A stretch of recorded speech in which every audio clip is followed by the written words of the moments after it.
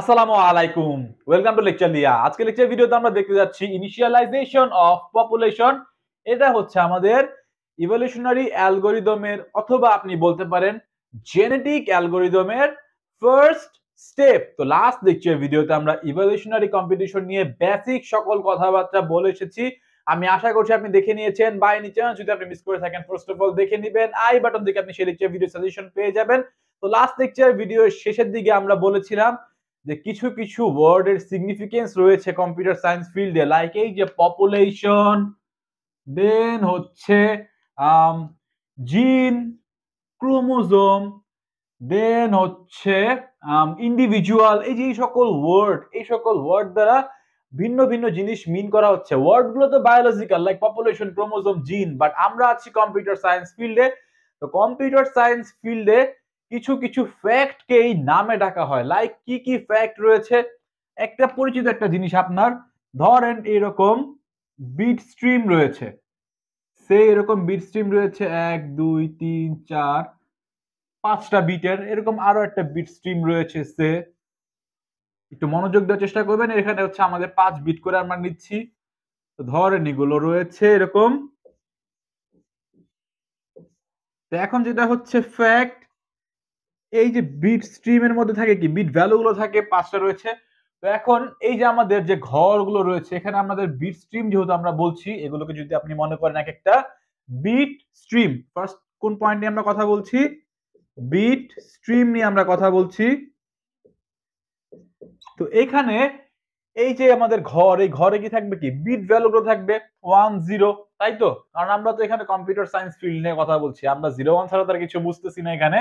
তো এখানে হচ্ছে 1 0 থাকবে, এরকম 1 0 1 0 অনেক কিছুই রয়েছে, এরকম অনেক কিছুই আছে এখানে, এরকম হচ্ছে ভ্যালু রয়েছে। তো এখন যেটা হচ্ছে ফ্যাক্ট, এই যে একটা বিট স্ট্রিম, এই যে এই একটা বিট স্ট্রিমকে হচ্ছে আমরা বলবো ক্রোমোজোম। কি বলবো? একটা বিট স্ট্রিমকে আমরা কি বলবো? ক্রোমোজোম বলবো। তো এখানে এই ক্রোমোজোম ওয়ার্ডটা বায়োলজিক্যাল হলেও এখানে এটার সিগনিফিকেন্স রয়েছে, এবং এই বিট স্ট্রিমকে আমরা কি বলছি? ক্রোমোজোম। তো এখানে আমাদের কতগুলো ক্রোমোজোম রয়েছে? এটা যদি হয় ক্রোমোজোম 1, বা আমরা যদি বলি C1, এটা হবে হচ্ছে C2, এটা হবে হচ্ছে C3, এটা হবে হচ্ছে C4। আশা করছি বুঝতে পারছেন। এখন ক্রোমোজোমকে অনেক সময় হচ্ছে ইন্ডিভিজুয়ালও বলা হয়, মানে এগুলোকে আপনি এই একটা বিট স্ট্রিমকে ক্রোমোজোমও বলতে পারেন অথবা হচ্ছে ইন্ডিভিজুয়ালও বলতে পারেন। তো আশা করছি এই পয়েন্টটুকু আপনার ক্লিয়ার হয়ে গিয়েছে যে এই একটা বিট স্ট্রিমকে আমরা কি বলছি? Chromosome or individual. তো এখন আরেকটা যেটা হচ্ছে ফ্যাক্ট, এই যে বিট স্ট্রিমের ভিতরে যে ঘরগুলো রয়েছে এবং এক একটা বিট, এই এক একটা বিটকে আবার বলা হয়, সেই যে একটা বিট, এই বিটকে বলা হবে হচ্ছে জিন। তো এই যে এখানে আমরা ওয়ার্ড দেখতে যাচ্ছি যে জিন, ক্রোমোজোম, আশা করছি এই ওয়ার্ডগুলোর সিগনিফিকেন্স কি আপনার ক্লিয়ার হচ্ছে। তো এই জিনকে আবার আরেকটা নামেও ডাকা হয়, যেটা হচ্ছে অ্যালিল। তো এখানে বিটকে আমরা কি বলতে পারি? জিন বলতে পারি অথবা অ্যালিল বলতে পারি। আশা করছি এতটুকু পর্যন্ত আপনার ক্লিয়ার হয়েছে। তো নেক্সট যে ফ্যাক্ট নিয়ে আমরা কথা বলবো সেটা হচ্ছে যে পপুলেশন।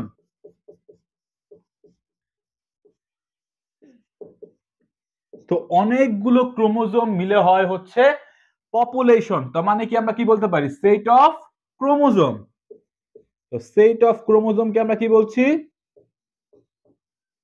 সেট অফ ক্রোমোজোমকে আমরা বলছি হচ্ছে পপুলেশন। সে হচ্ছে এই যে এখানে আমাদের 4টা ক্রোমোজোম রয়েছে, এই 4টা ক্রোমোজোম নিয়ে আমরা হচ্ছে বলছি একটা পপুলেশন। তো লাস্ট লেকচার ভিডিওতে আমরা ইভলিউশনারি কম্পিটিশন এবং হচ্ছে আমাদের বায়োলজিক্যাল কম্পিটিশনের সাথে কিছু কিছু ফ্যাক্ট আমরা কম্পেয়ার করেছিলাম। তো এখানে হচ্ছে মেইনলি যেভাবে চিন্তা করার ফ্যাক্ট, এই যে এক একটা যে ক্রোমোজোম, এই এক একটা ক্রোমোজোম অথবা এক একটা ইন্ডিভিজুয়াল, এগুলোকে আপনি এক একটা সলিউশনের সাথে কল্পনা করবেন। মানে এটা হচ্ছে একটা সলিউশন, যে কোনো একটা পার্টিকুলার প্রবলেমের এটা হচ্ছে একটা সলিউশন, এটা হচ্ছে একটা সলিউশন, এটা হচ্ছে একটা সলিউশন, এটা হচ্ছে একটা সলিউশন। অপটিমাল কি অপটিমাল না সেটা আমরা জানি না, বাট আমরা হচ্ছে এট দ্য এন্ড অপটিমাল সলিউশনটা পিক আপ করবো। এই জন্য হচ্ছে আমাদের লাগছে কি? ইভলিউশনারি অ্যালগরিদম বা জেনেটিক অ্যালগরিদম। এবং এইখানে ফার্স্ট স্টেপটা কি? ফার্স্ট স্টেপ হচ্ছে এই যে পপুলেশন যে রয়েছে না, এই পপুলেশনটা ইনিশিয়ালাইজ করে নেওয়া। আশা করছি বুঝতে পারছেন। তো এখন এই যে ইনিশিয়ালাইজ যে আমরা করব, এটা কিভাবে করতে পারি? যে আমরা কিভাবে ইনিশিয়ালাইজ করব। তো এটা এমনও হতে পারে যে র্যান্ডমলি আমরা ইনিশিয়ালাইজ করতে পারি নিজেদের ইচ্ছা মতো, বা র্যান্ডমলি যে কোনো ভাবে যে কোনো অর্ডারে আমরা ইনিশিয়ালাইজ করে নিব। এমন হতে পারে যদি আমাদের কাছে ডোমেইনের ইনিশিয়াল নলেজ থাকে তাহলে ওই অনুযায়ী আমরা করতে পারি, কোনো সমস্যা নেই। এবং আরেকটা ফ্যাক্ট যেটা হতে পারে যে পপুলেশন, এই পপুলেশনের সাইজটা কেমন হওয়া উচিত বা কেমন হলে ভালো হয়।